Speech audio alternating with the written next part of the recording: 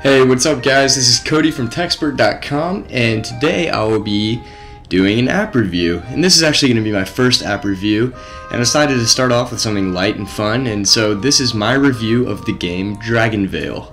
Okay, so Dragonvale is a simulation-based game, much like Farmville or Cityville, but instead of raising crops or building a city, the user builds a dragon-themed park, much like a zoo, with the objective of attracting visitors and, of course, gaining experience. Now, in order for the player to level up, you have to add new attractions to your park, such as new decorations, new buildings, and of course, new dragons. Now, this game can be pretty fun, especially when you first get started, but it does have some major drawbacks.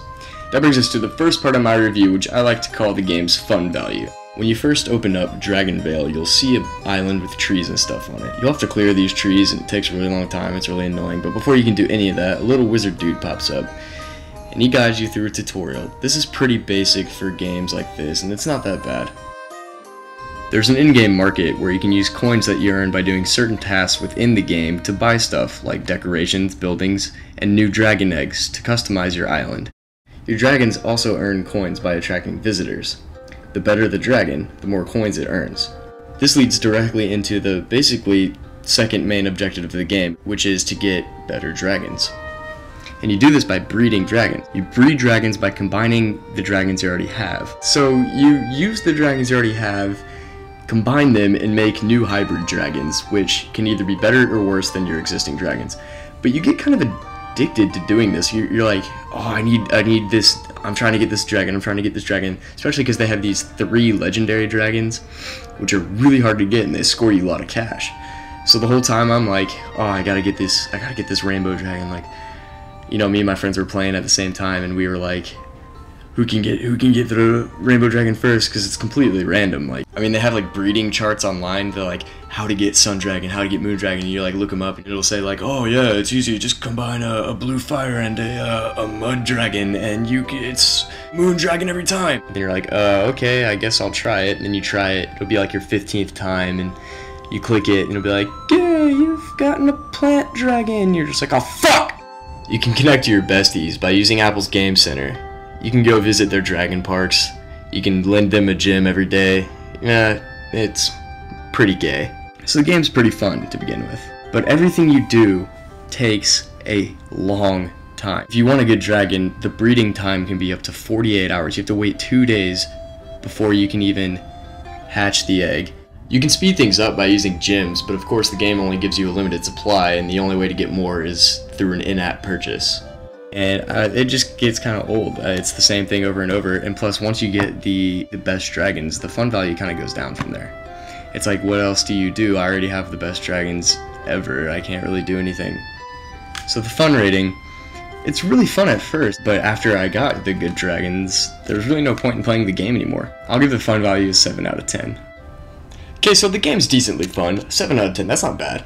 But how does it perform? Let's talk about, like, graphics and sound and stuff. I mean, why not? I know it's an iOS game, but still, that stuff's still kind of important. If it looks like you're playing a NES game on an iPhone, it doesn't really have that much of an effect to me unless the game is like a retro game. So let's talk about it.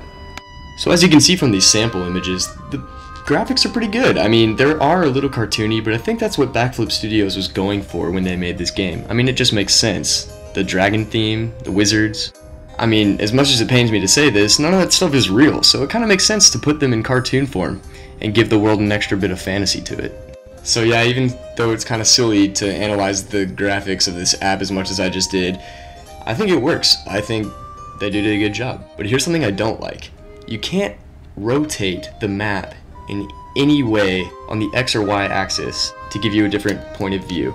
The only thing you can change is the Z axis, meaning you can zoom in and you can zoom out of the map, but you can't rotate it, so you only get one field of view, one point of view I should say. And this gets kind of annoying when things are behind other things, because you can't rotate the map to see them. Another thing I don't like about this game is the fact that you have to load it every time you press the home button. So if you were in the game, you press the home button and exit it out of the app, you clicked the app or open the app again, you'd have to load before you could start playing. And this is because the game is based on time.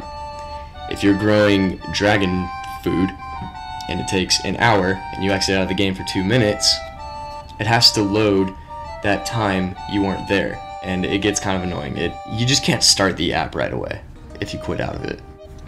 I'll give the graphics and functionality rating for this game a solid 6. You know, the graphics were good, but as far as functionality, you know, it could be better.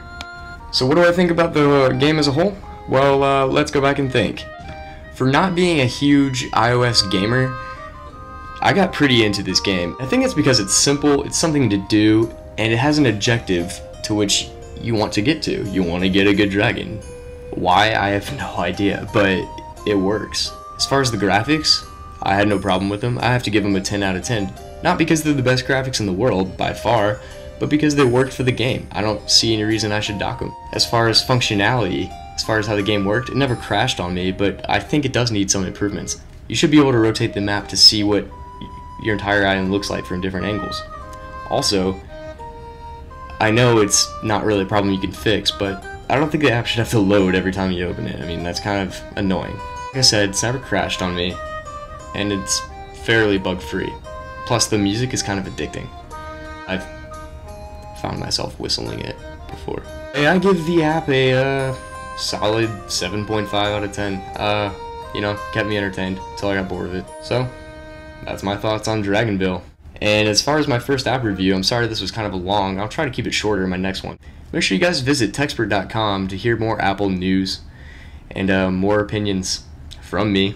Also, you can check out some other columns. We have a video game and movie section, as well as an Android section. I'll see you guys in the next video. I have no idea when it's going to be out. So, until then, see you later, YouTube.